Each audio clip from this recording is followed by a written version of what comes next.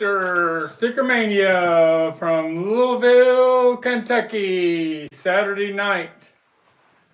Normal live stream, 8:30 p.m. Eastern Standard Time. How's it going out there? We're supposed to, it's about 75 now, but we're supposed to get some sort of cold front come in the middle of the night with some gusty winds. What's going on out for everybody else out there? Weather nice today? Polly said hi, everyone. How you doing, Polly? That's a P-O-L-L-Y, right? That's, Yeah. Uncle Paul. Uncle Paul is in the house. There is his card. Uncle Paul's Beatles Pop Playhouse. He just had a new video out on Hey Jude a couple days ago. I watched it. It's pretty good. I got a Hey Jude first pressing here somewhere. T-shirt Express is here. He said hi, everybody. How you doing, Polly? Hi, everybody. Polly's here. I got your shirt on here.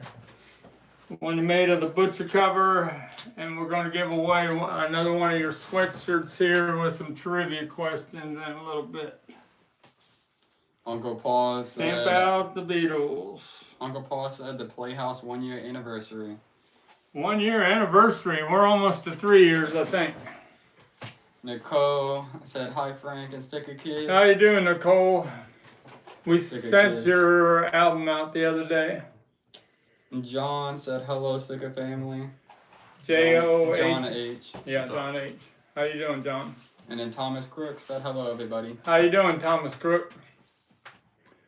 Everybody doing fine tonight? Couple notes. Rest in peace, Ace Frehley was 74 years old, lead guitarist of Kiss for some of the years. Here's my picture when I met Paul Stanley in 1992 at the Roy Orbison tribute concert in LA. I was sitting behind, at the show, I was sitting behind Paul Stanley and Ozzy Osbourne. And during the intermission, I went up to him and asked for their autographs, and Paul Stanley was real nice to me, and Ozzy Osbourne kind of blew me off. But I did get his autograph. Jeff Cooley said howdy, Frank. How you doing, Jeff Cooley?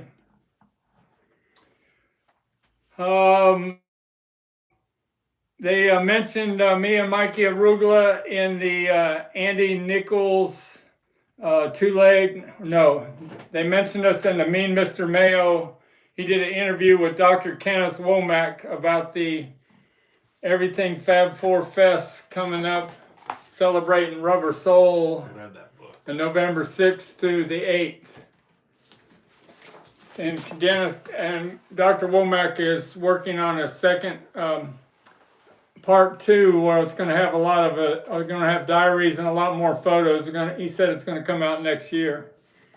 So during that interview with Dr. Kenneth Womack, he mentioned that there's 2 vinyl experts going to display some rare vinyl, Beatles vinyl at the Everything Fab 4 Fest, and he was referring to me and Mikey Arugula.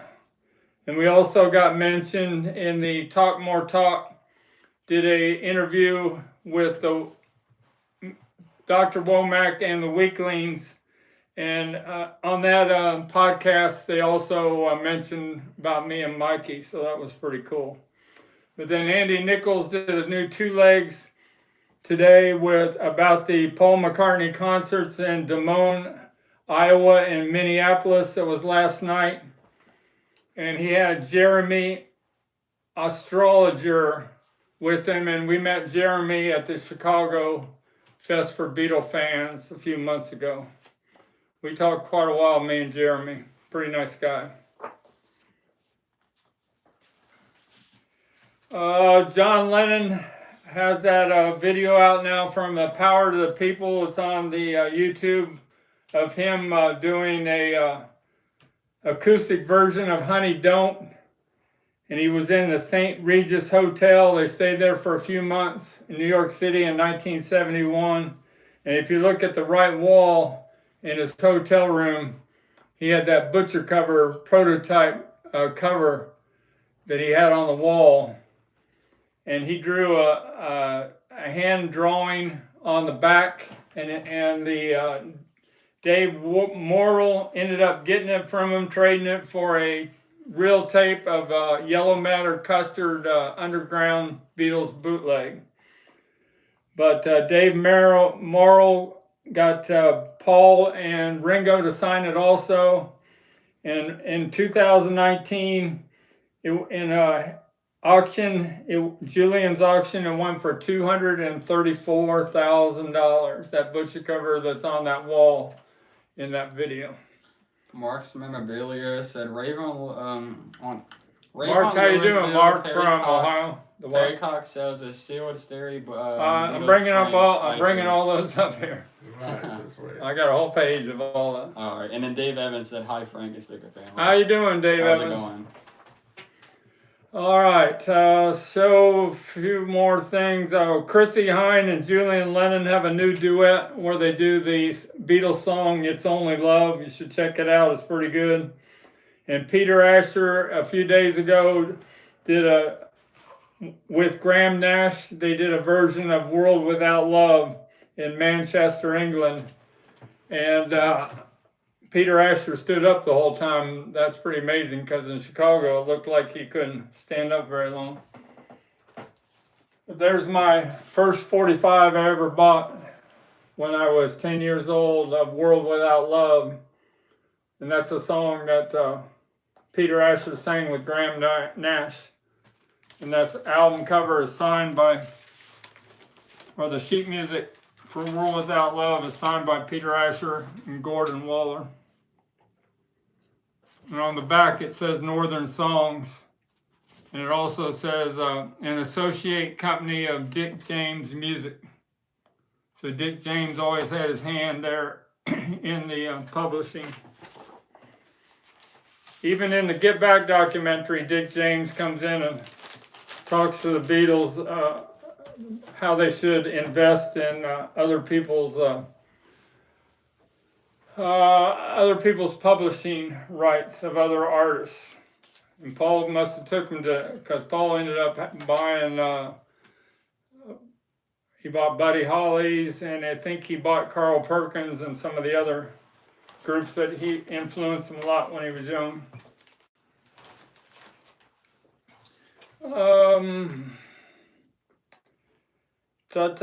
Show a few things. Oh, here we talked about they brought up the Perry Cox. Talk about high-end items, Beatles items. They haven't fallen off in value because today Perry Cox had a hell of a day. Beatles and Frank Ifield, 1964 sealed stereo, one of 3 in the world. It zoomed up. It went from 10,000 to 25,000 in 10 seconds. Sold for $25,000. A sealed stereo, Beatles and Frank Ifield on VJ Records, a portrait cover from 1964. I had a mono cover of it in very good condition last year that I sold for $4,000. Perry Cox also sold today a sealed butcher cover, Second State. This is like this, only it was sealed West Coast. This is the East Coast. He sold it for $5,700 in an auction. Beatles versus the Four Season. He had a stereo 2 LP 1964 set with the original poster. Went for $10,000 today. He also auctioned off a My Bonnie 1962 promo from the USA, where it said Tony Sheridan and the Beat Brothers on the label. It went for $5,000. He's auctioned off a 1964 Please Please Me 7-inch promo. It's a blue and white promo picture sleeve for VJ 581. Went for $7,600. And he had a 1963 VJ 498, January of 1963 promo, white label promo that had Beatles spelled with 2 T's, and it went for $7,000. So thumbs up to Perry Cox. He had a heck of a day on eBay. John H said, I bought that Waterfall Love 45 also when it was released. What's that? John H said, I bought that Waterfall Love 45 also when it was released. I don't know which Waterfall? No, I bought that Waterfall Love 45. Oh, World Without Love. All right. Yeah, they were. I put a message on that YouTube video that I know that Paul McCartney wrote that, and they replied, yeah. Peter told him that Paul wrote that when he was real young, and John Lennon rejected the song because he didn't think it was good enough. But Peter Asher has the original demo acetate where Paul's singing it, and Paul finished it up and added a lot more to it for Peter and Gordon to record it. Number 1 on the Billboard charts in 1964. Here's the top 10 albums in 1965 in the USA on the Billboard charts. The top 10 albums from 1965. I listed the top 10 singles a few weeks ago. Here are the top 10 singles. They're mostly soundtrack albums, so beware. Number 1, Soundtrack for Mary Poppins. Number 2, Beatles 65 was number 2. I don't think I have one with me today. The Sound of Music soundtrack was number 3. My Fair Lady soundtrack was number 4. Fiddler on the Roof soundtrack was number 5. The Goldfinger from James Bond movie soundtrack was number 6. Hello Dolly, another soundtrack, was number 7. And Andy Williams, who we saw at the Indiana State Fair when I was 10 years old with the Osmond Brothers, he was number 8 with Dear Heart. And Herman Hermits was number 9 with Introducing Herman Hermits. And the Beatles had one more album in the top 10, Beatles 6. So that was the top 10 albums of 1965. John H said, how does Perry Cox get such a high price? I guess trust like reputation. I trust you and your prices are more in line with value. Yeah, there's been a few times I've bought some from Perry and sold it higher, but 9 times out of 10 he gets the most, especially on these items today. I could have never sold those kind of prices. All right, a few things on the table. One other note, Sabrina Carpenter, Uncle Paul's favorite new pop queen singer. She's 26 years old, and she's going to do double duty on Saturday Night Live tonight as the host and the musical guest also. All 4'10" of her, Sabrina Carpenter, is on Saturday Night Live tonight. Johnny Ramone, Perry Cox makes 30% on his sales, mostly on consignment. Yeah, but those are probably all consignment today, but if it's over like the $25,000 item, he wouldn't have made 30%. He gives a discount if it's a real expensive item. He probably got over 20% though. And then North Carolina Vinyl Pickers. How you doing, Arthur? Good seeing you. And then Uncle Paul said Saturday Night Live tonight. Yep. We'll have to check it out, Uncle Paul. I'm sure you're going to be there. Be there or be square. All right. Got a few things to show on the table here. Got this 1964 in today in the original mailing envelope from the Cincinnati Gardens. And it's got a pretty nice ticket stub. See the Beatles in concert at the Cincinnati Gardens. It cost $4.75 for this ticket stub. It was a floor seat. But they also sold 3,000 standing room only for $3. And there was like 13,000 people in an arena where it would only comfortably seat less than 10,000. So there were people everywhere in the aisles, and it was just stuffed. And the temperature got to be like 115 degrees when the Beatles were on stage. There's some photos I've shown before. John Lennon getting into the Cincinnati Gardens through all the crowd with Derek Taylor and Neil Aspinall. You can see Paul McCartney behind them. The girls all lined up outside behind the Cincinnati Gardens. It was just chaos.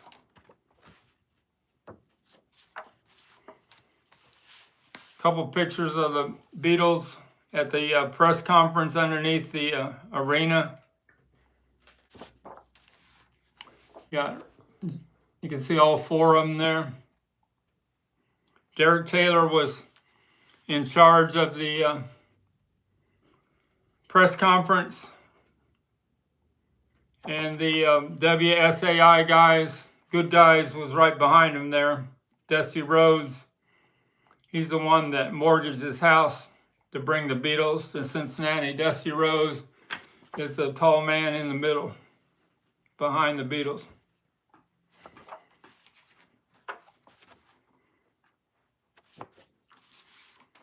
And there they are. We're on stage.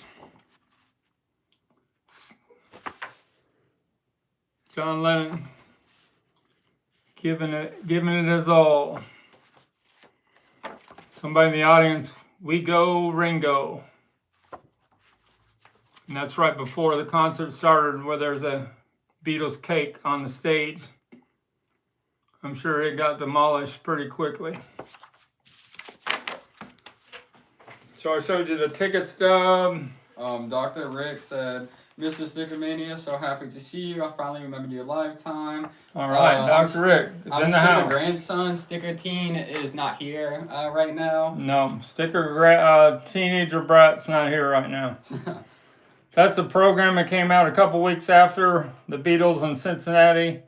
WSAI Good Guys is right behind them, the banner. And you got a menu on the back for Italian Village Pizza from Cincinnati. It's got great photos of the Beatles inside, and they even, I don't have the flexi disc of the press conference from Cincinnati and Indianapolis right now, but they sold it for $1 in the middle of this. And this is the WSAI Beatles book was inside this envelope with the radio call letters on top of the Beatles magazine. The same booklet was in every city, but the radio stations would put their call letters on it. It says radio in Cincinnati, WSAI. Brad Parnell said, "I got another Powerball ticket from Sticker don't know Granddaughter tonight." From who?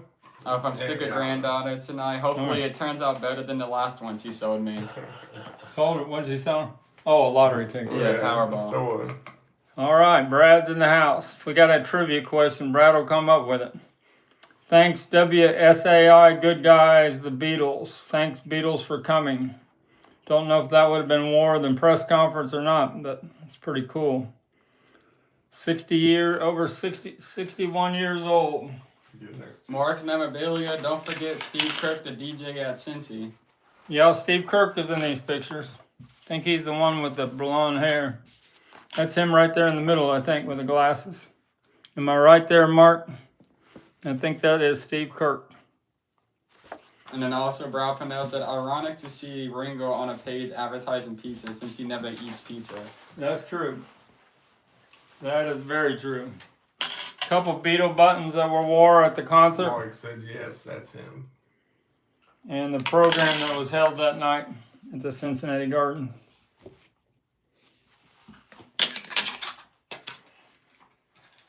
So I've only had that ticket stub a couple times in my lifetime.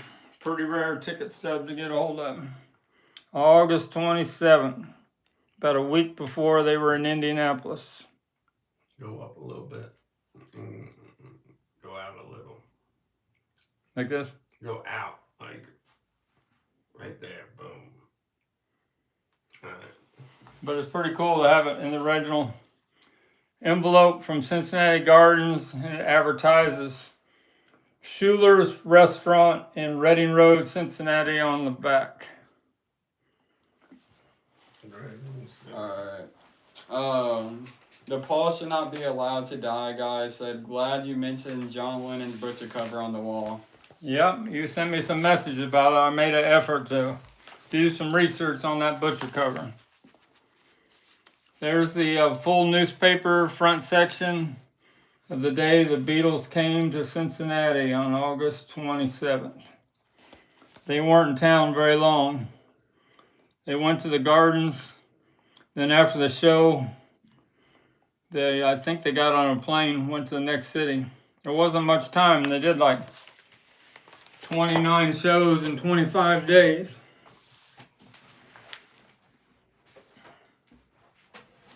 All right, that's my Cincinnati Gardens, and this is my 1966 to do with the butcher cover. All this happened pretty quickly. March 27th, 1966, they posed. This is the Beatles monthly book from May of 1966. You can see the Beatles have the same type of clothes that they wore on the butcher cover, on the front cover. And there's no butcher cover shots in here, but there's photos of that same day. It was a long day. A long day of taking pictures. And earlier, before they did the picture for the butcher cover, they did an interview with Tom Lodge, and it ended up on this Disc and Music Echo 7-inch flexi disc presents Sound of the Stars, and on side 2 they got part of the interview at the end of that flexi disc. The other ones that were on there are Cilla Black, Cliff Richard, Hank Marvin, Kathy McGowan interviewed the Hollies. She was on Ready, Steady, Go. Dusty Springfield interviewed Spencer Davis. And Pete Townsend was interviewed of The Who. And Sandy Shaw with Adam Faith. And then the Beatles with Tom Lodge. That's the original mailing envelope. It came from the Disc and Music Echo. It has a stamp. It looks like it costs 5 cents to mail. And it's dated May 25th of 1966 on the envelope. John 8 said, all those 1964 American concerts got them in fantastic playing mode for the Beatles for sale. Yep, that's my argument why Beatles for Sale was so good, that it was muscle memory by the time they got to recording Beatles for Sale. They had toured the world. I don't want to go in there very good. Here we go.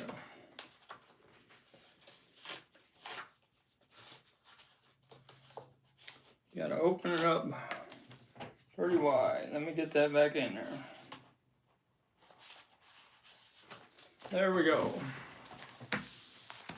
And then the famous band butcher cover that like John Lennon, only he had a printer's proof, a first date that was blank on the back, that he did a hand drawing on the back.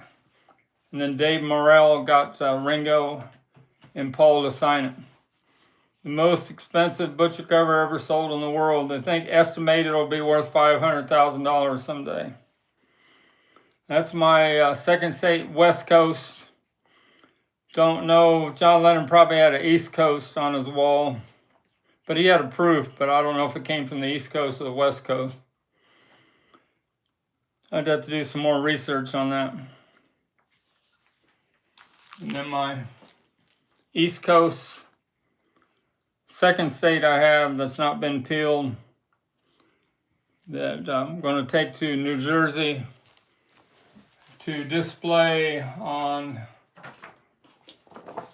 November 6th through the 8th at Asbury Park, New Jersey at the Berkeley Oceanfront Hotel. supposed to be only 1 block away from the boardwalk. So maybe I'll have to do some jogging on the boardwalk.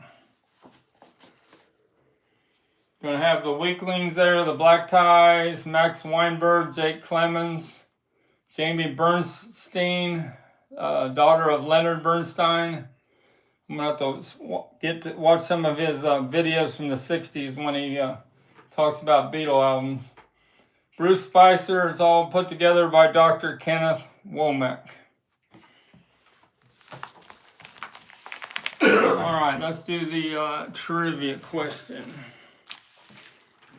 The Paul should not be allowed to die, guys. All I have left of my 1964 Beatles interview flex disc is the Kelly's Records red envelope. That's the Canada one. I've had that. I had that last year. So this came from Polly of T-Shirt Express. I got one right here. I have a large and an extra large left of this Beatles sweatshirt. And I got 3 questions concerning this sweatshirt. And question number 1.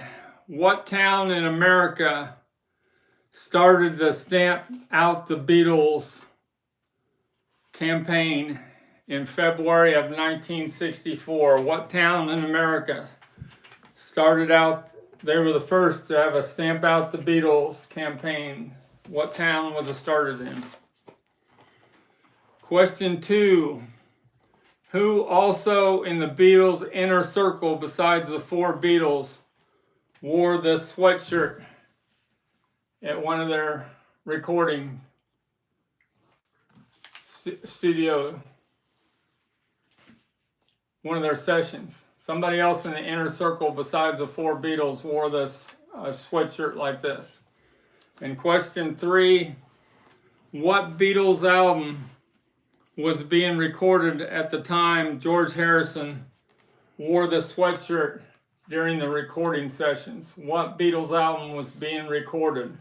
He had the shirt on and he had the button on the sweatshirt of the Yellow Submarine.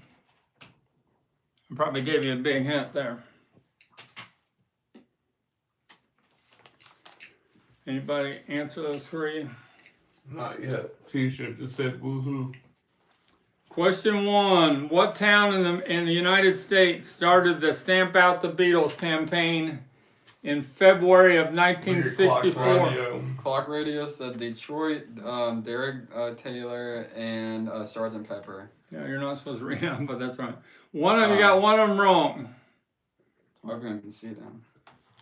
All right, look at Danny. Danny Goldstein said Detroit. Brian. Where's he at? Brian Epstein, and then A Hard Day's Night. No. You guys are getting one wrong. Both of you have a different part. Look at Uncle Paul. Different question wrong. Uncle Paul said Detroit, Moab, and Sgt. Pepper. Nope, but one wrong. John said the same thing as him. Nope. It's not Mel Evans. There's a picture of somebody in the Beatles, and one of you have already answered right on the who in the Beatles' inner circle wore this sweatshirt. Any other ones? No, not yet. What town in America started the Stamp Out the Beatles campaign in February of '64? Who also in the Beatles' inner circle wore this sweatshirt at a Look Beatles? at Tom. Mr. Beatles Pro, he said Detroit, Brian E. You're pretty close. This was not war during Revolver. Look at John H. John H. said Detroit, Brian Epstein. There we go. John H. is the winner. He said Shy Pepper, but we knew what he meant. Way to go, John H. It's John probably Hullum, I think that's the name. Mm-hmm. Autocorrect probably changed to be Shy. So Detroit is the city when they were being interviewed at the airport, the Kennedy Airport. I think it was a John Kennedy Airport by that time. They questioned John Lennon about what about this Detroit Stamping Out the Beatles campaign, and they replied, well, we're going to start a campaign to stamp out Detroit. Who also in the Beatles Inner Circle wore the sweatshirt at a recording at Abbey Road Studios? It was Brian Epstein. You can find that on the internet. And what Beatle album was being recorded when George Harrison wore the sweatshirt with this Beatles button in it? Was Sgt. Pepper. He also wore this button at the premiere at Brian Epstein's house for the on Chapel Hill. Watch what I say. George Harrison wore this button at that, and also Ringo also wore this button. T-shirt express that print I got from a scan of Brian Epstein's sweatshirt, so it's as close to the original as you can have. All right. So we forgot to ask John H. Do you want a size large or a size extra large?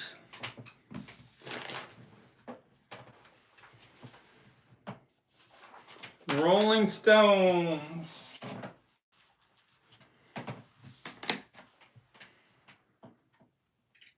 If you show a few more things, don't have too much new stuff in today. Rolling Stones, I got this unused ticket. He said XL, please. Oh, extra large, okay. That's one in the package. The one in the package that hadn't been opened up. So I got this unused Rolling Stones ticket from November 1st, 1965 at the War Memorial Auditorium in Rochester, New York.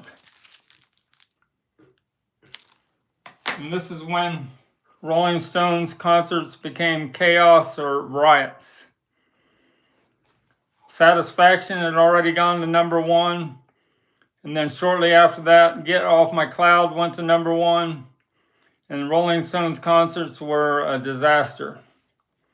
The kids came and they would just want to tear the place apart. After 6 songs in this concert, the police pulled the Rolling Stones off the stage. Said that's the end of the show. Some other Rolling Stones items. Got a flexi disc that was in, thought it was New Musical Express magazine, where Mick Jagger is at the piano and he does different versions of All Down the Line, Tumbling Dice, Shine a Light, and Happy. It's pretty cool when you just hear Mick Jagger doing his piano versions of those songs.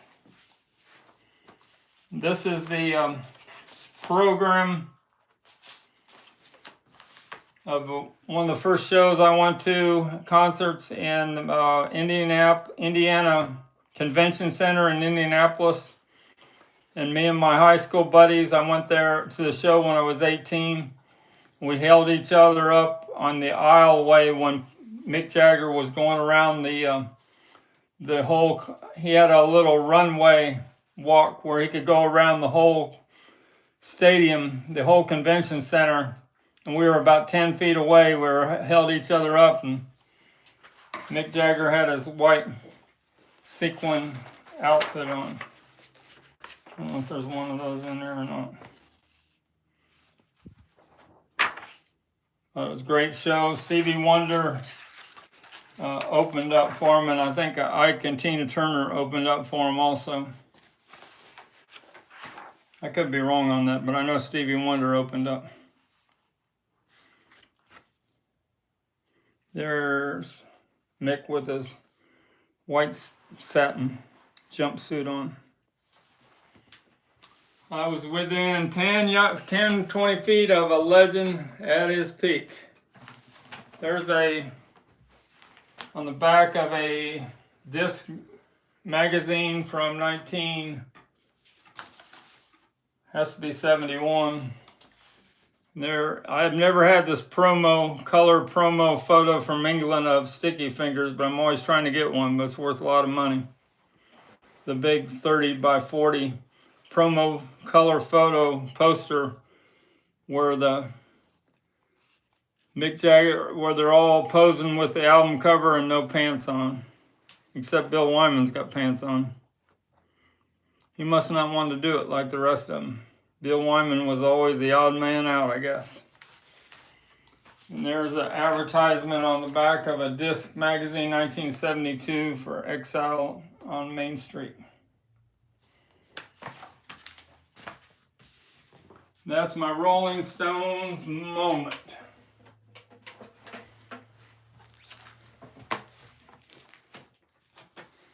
Brad Pannell, have you ever seen an old Charlton romance comic called Summer Love with the Beatles? Yes, I saw Number 46 and number 47 both feature the Beatles. They came out in 1966. Yeah, I saw one of them. It was at the Kentucky Fairgrounds about a month ago. Somebody was trying to sell me one of them, but I didn't buy it. Brad Pannell said the story titles are funny. One is The Beatles Were Let's My show that Rubber Downfall, Soul. and the other is The Beatles Saved My Romance. Here's the Rubber Soul that we're going to take with us to the Everything Fab 4 Fest celebrates Rubber Soul in New Hold Jersey. this so I can make sure it's showing up on camera. So that'll be behind us. I think it's 50 by 40 in size.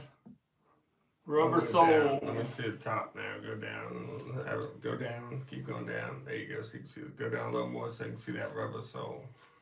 Oh, perfect. Still got And the tag. show the bottom of it. Pull it up. Pour it all the way up to the bottom. It's pretty cool. It was brand new in the bag. They must have made that for 10, 15 years ago. All right, we talked about Rubber Soul. My Rubber Soul with the Michelle hype sticker. Arthur from North Carolina, vinyl picker, will appreciate this. I got him interested in hype stickers when I met him at the record fair in, was it Ashland, North Carolina. But be careful when you buy hype stickers on eBay. If you don't see age, and you have to see it real close through a jeweler's loop to see if it's real, if that's a real one. Because they do make fake hype stickers for these Beatle albums. Here, Paul Sing Michelle, the original Beatles version. Mikey must not be in this chat tonight. Mikey's out busy on a Saturday night. Johnny Ramone said, listening to Rhea outtakes called The Alternate Rubber Soul. Very cool. All right. There's the butcher cover, a fake one that they computer generated and put the trunk cover and the butcher cover on the same slick. Then they pasted on an old regular trunk cover, mono from the East Coast, Scranton. Circle, this is a song, Turn Down Day. That's a real nice picture sleeve from 1966. Their other big hit was Red Rubber Ball by Paul Simon. This was Jack Keller and Diane, can't read it. But Paul Simon didn't write that one, but they opened for the Beatles on their last tour of America. Henry Garcia said, hi from California. How you doing? What's his name? Henry Garcia. Henry, how's it going, Henry? There's some of those color photos I got from the Connie Genavi, that One Gray magazine book. The book with the, yeah. When I want a lot of original negatives, I made professional photos from 1965 of Peter Gordon posing in New York City. Peter doesn't have much hair left, kind of like me. But you could tell where he had orange reddish hair when he was younger.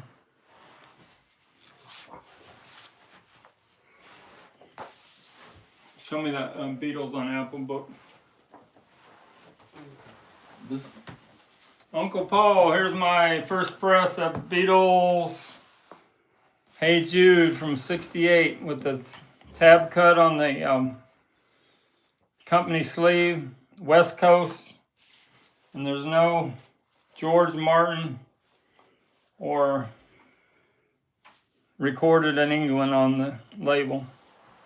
Very first press of Hey Jude that went on to be #1 for 7 weeks. John 8 said, how much for the Circle 45? If you want it, that'd be it's a real nice shape, the picture sleeve.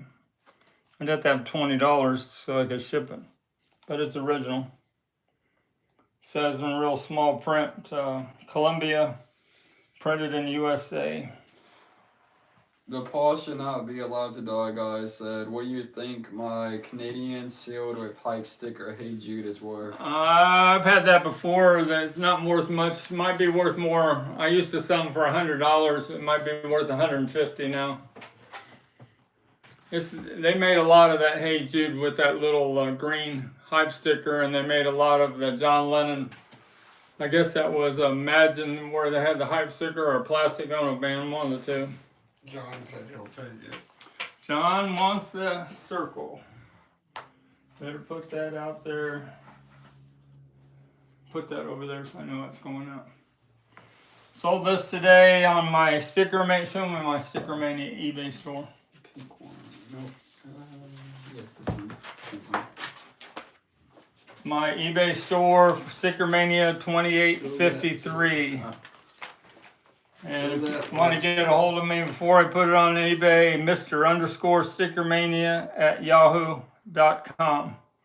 I usually wait a couple days before I put a high-end item up on eBay. I sold this for $180 today on eBay. Beatles on Apple.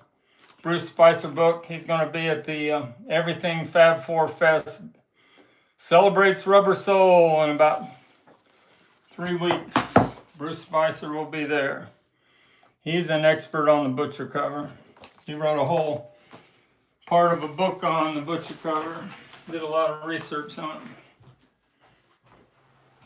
Got some other things. Johnny Ramone said, Johnny Ramone said, got German Revolver on Apple. Yep.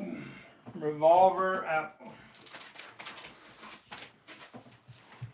1977 pressing of Revolver, the best sounding Revolver stereo pressing that exists in the world.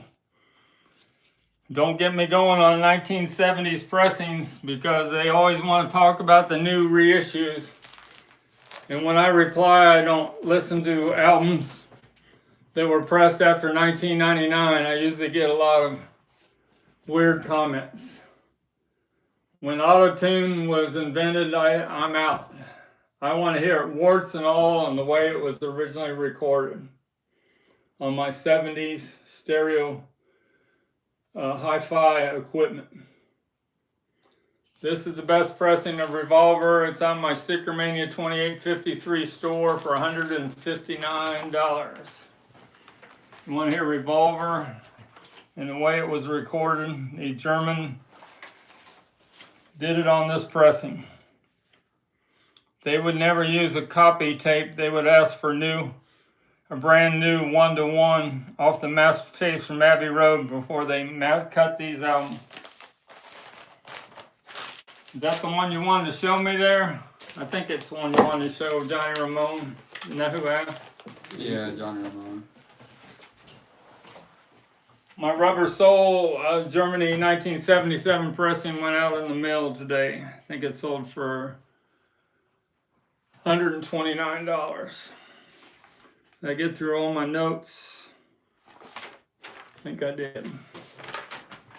What else do I have to show today? Julian Lennon, I talked about him doing the duet on It's Only Love with Chrissie Hynde. Check it out. This is an old picture sleeve of Julian Lennon, Too Late for Goodbye. What year would that have been from? 1984. I saw Julian Lennon at that year at the Riverbend Music Center in Cincinnati. Had the whole series of those shows that summer. I had 4th row center seats. because I had grocery stores at the time, and Procter & Gamble gave me some fourth row center seats for all the shows that year. Henry Garcia said, did you ever get the picture I sent you on the Beatles 10-inch figures? Not that I know of. 10-inch figures. So this Hard Day's Night rare picture sleeve is up for sale on my STICKERMANIA 2853 eBay store at $1,500. Perry Cox estimated there's only 10 of these in the world that are in decent shape left. Perry Cox sold this picture sleeve for $2,700. His was in a little better shape than mine. It's called the airport sleeve. You see the Beatles at the airport. I don't know if that's from the USA or England. It's got George Martin with the Beatles on the back. And George Martin does his orchestra versions of A Hard Day's Night and I Should Have Known Better. And who played lead guitar on George Martin's orchestra? He was on Pawn Stars about a year or two ago.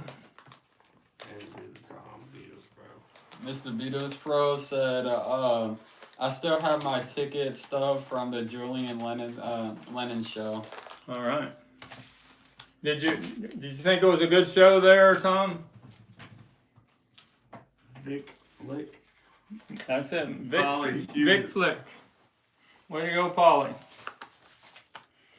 There's a original She Loves You on the Swan blue and white label. A lot rarer than the regular issue of She Loves You and I'll Get You. So, Tom, we still doing Wednesday? Wednesday. Next Wednesday, we got Every Little Beatles Thing, episode number 14 with Mikey Arugula. And we're trying to get Tom to be Tom Beatles Pro to be the special guest star. Don't know if he's going to do it for sure or not yet. I thought originally he was going to do it. He just supposed to get a hold of us for details. I just double checking with him, see what he said. Somebody reached out to me on the sealed discount where we can work it out day tripper sealed when they had overstock. And they're going to give me $100 for this. Perry Cox sold one of these, I think, for like $200.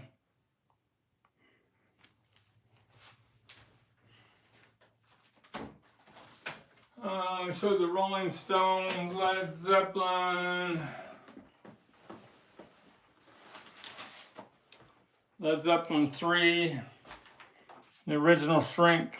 Discounted at $4.19 with the hype sticker.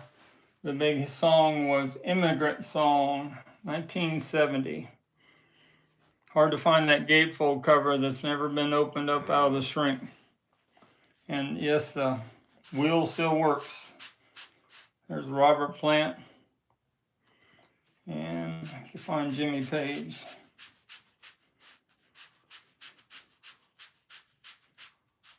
Jimmy Page. Sounds good, Tom. Just give me a call Monday.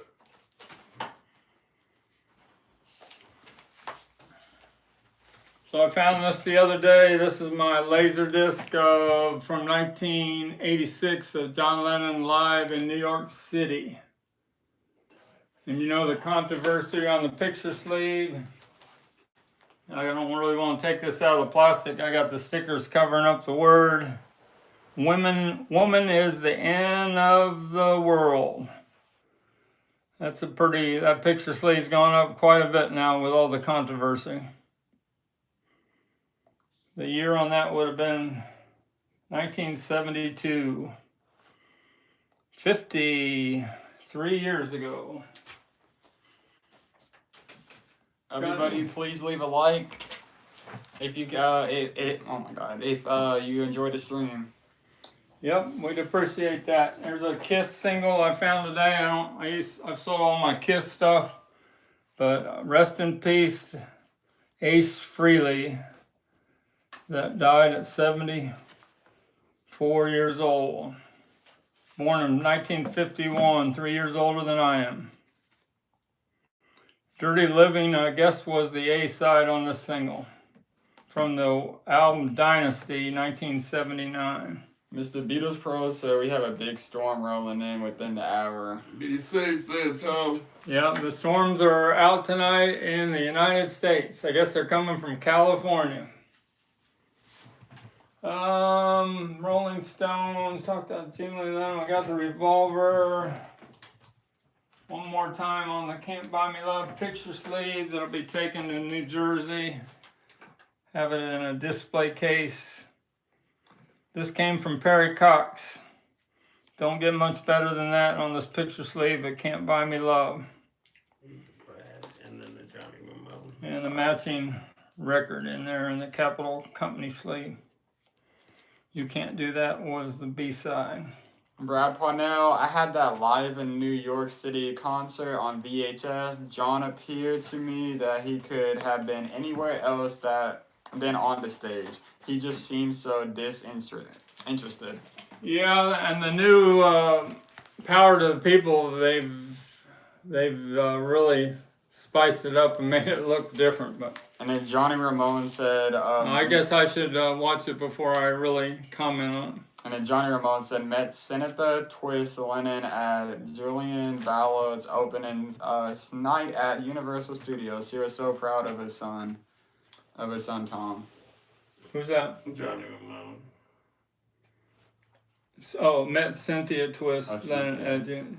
All right. How many years ago would have Cynthia died? Quite a few. It's been 10 years.